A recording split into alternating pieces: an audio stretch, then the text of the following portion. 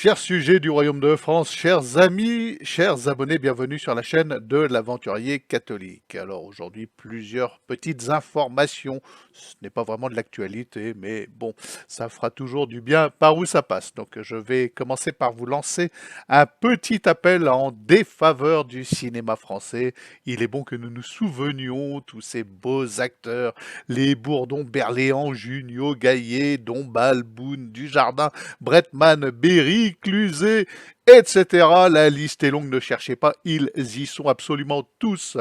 Et ils y sont pourquoi? Eh bien, pour leur soutien inconditionnel à la psycho shoot, vous me permettrez d'employer un langage codé et vous comprendrez pourquoi. Voilà. Et leur soutien inconditionnel euh, à la piqûre intersidérale cosmique, n'est-ce pas? Vous aurez compris de quoi je veux parler. Certains sont même allés jusqu'à insulter leur public potentiel, à traiter ceux qui pourraient éventuellement aller voir leur film de criminels. Ils se sont comportés en bons vassaux du système, n'est-ce pas? Sans aucune réflexion philosophique, juste parce que c'est leur gagne-pain. Et je pense que c'était un mauvais calcul, car nous sommes extrêmement nombreux.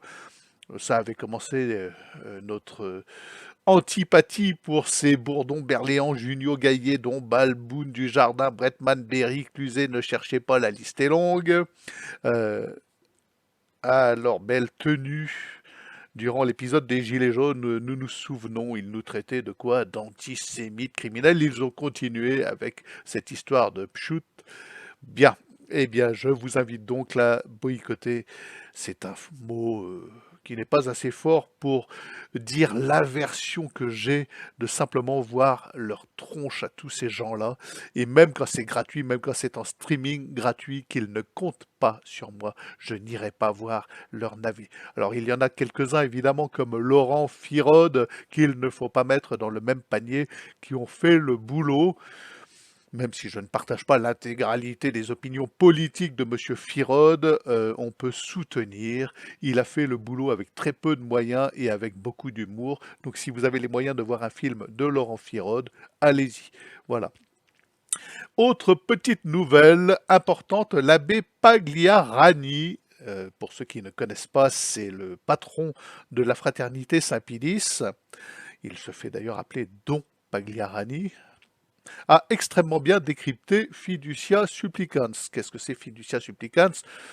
Bien, je dois le rappeler pour ceux qui prendraient en cours mes vidéos, avec cette vidéo-ci, c'est le fameux texte daté du 18 décembre, n'est-ce pas? Texte dont j'ai parlé les deux dernières vidéos et qui autorise, qui rend possible la bénédiction des couples de même sexe.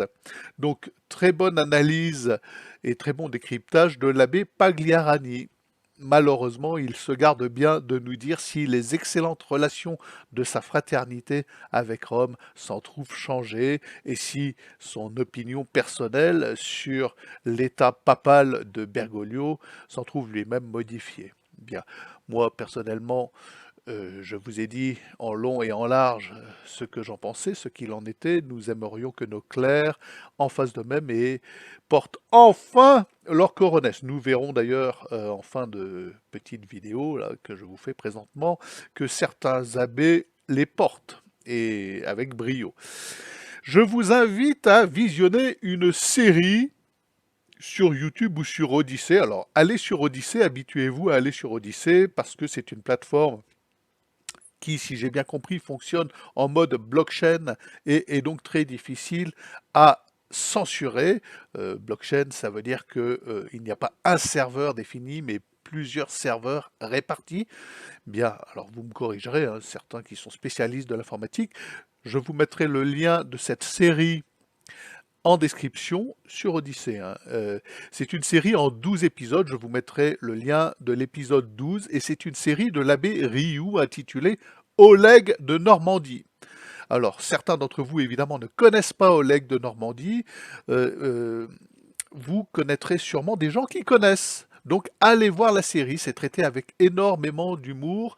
Oleg de Normandie prêterait à sourire si il ne faisait pas des millions de vues, s'il n'attirait pas autant de gogo à la suite de sa pseudo-histoire. Alors il se prétend historien, et il réinvente sur pied l'histoire sur la base de vagues losanges découverts sur le fronton de nos châteaux ou à l'intérieur de nos églises, des runes. Ah mon Dieu, bien. Et il réinvente sur pied donc l'histoire, pourvu qu'elle ne soit pas celle des très chrétiens Saint-Rémy, Clovis et Jeanne d'Arc, qui ne sont pas du tout chrétiens en fait. Nous nous sommes trompés et fourvoyés. Bien, l'abbé Rioux fait le boulot, il décrypte cette espèce de nouvelle gnose entretenue par ce personnage et par ce genre de personnage, et il fait bien de faire le boulot parce que il y a danger. Il y a danger parce que beaucoup de personnes disent: «Ah mais oui, c'est génial, nous sommes des descendants de Vikings, etc. Le dieu Odin, c'est notre vrai dieu». Bien, allez donc voir cette série de l'abbé Rioux, lien Odyssée en description. Si vous voulez voir ça sur YouTube, débrouillez-vous, ça existe aussi sur YouTube. Il vous suffit de vous inscrire, de vous abonner à l'excellente chaîne YouTube La Sapinière de l'abbé Rioux. Alors l'abbé Rioux, lui, c'est un de ces abbés qui porte ses coronesses, évidemment, qui a choisi de pouvoir s'exprimer librement sur Bergoglio, et qui pour cela eh bien, a dû travailler sur son indépendance financière et se détacher eh bien, de sa confortable communauté, sachant que il est donc issu de la fraternité Saint-Pédis et que la fraternité Saint-Pédis dispose d'énormes moyens financiers et peut entretenir toute une cohorte de bons prêtres à condition qu'il la ferme sur Bergoglio et sur Rome, n'est-ce pas? C'est une condition sine qua non.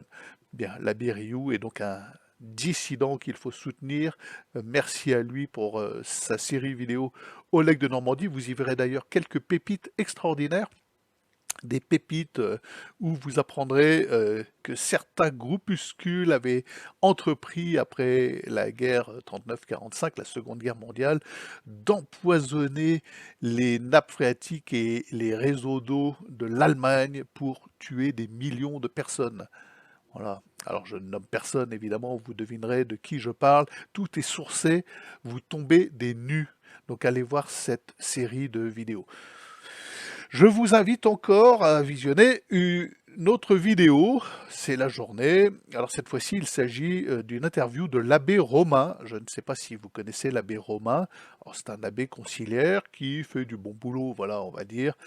C'est quelqu'un qui n'est pas du tout désagréable. Voilà. Mais alors là, il produit une vidéo excellente qui s'appelle Ésotérisme de Lucifer à Dieu, le parcours de conversion du père Jean-Christophe Thibault. Alors quand je dis excellent, oui, ça l'est vraiment. C'est un entretien très didactique, très pédagogique et très utile par les temps qui courent. Voilà.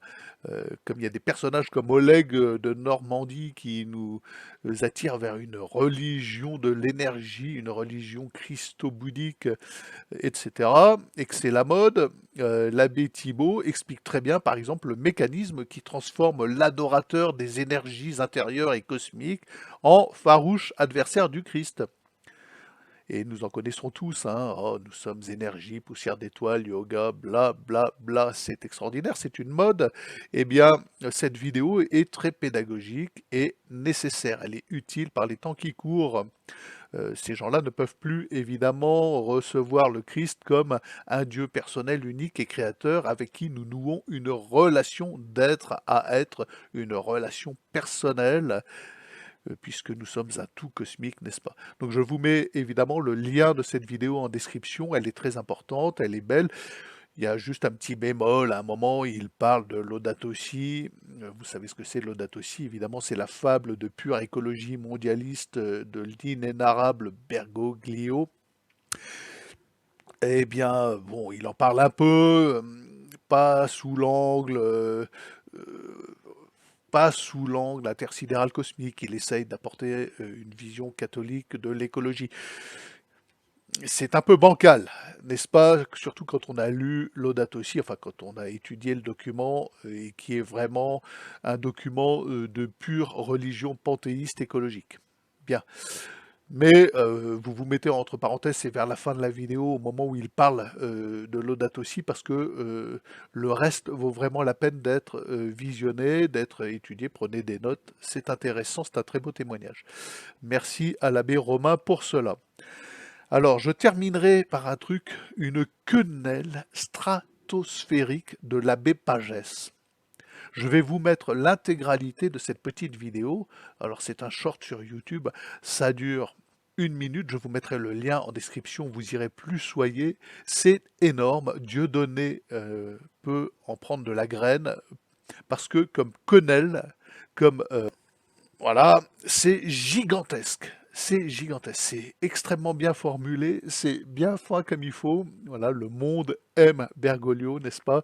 Et vous comprendrez en visionnant cette vidéo.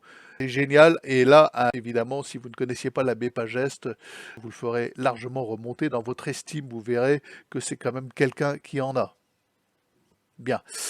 Donc avant de vous mettre cette petite séquence, je vous le dis, abonnez-vous, cliquez sur le pouce, cliquez sur partager et bien peut-être à demain. Oui, je suis toujours dans mon challenge 2000 abonnés pour 2024. Il nous reste à peu près 26 abonnés et on a fait le boulot. 26 abonnés, qu'est-ce que c'est? On peut les faire aujourd'hui, n'est-ce pas? Allez, encore une fois, bonne journée.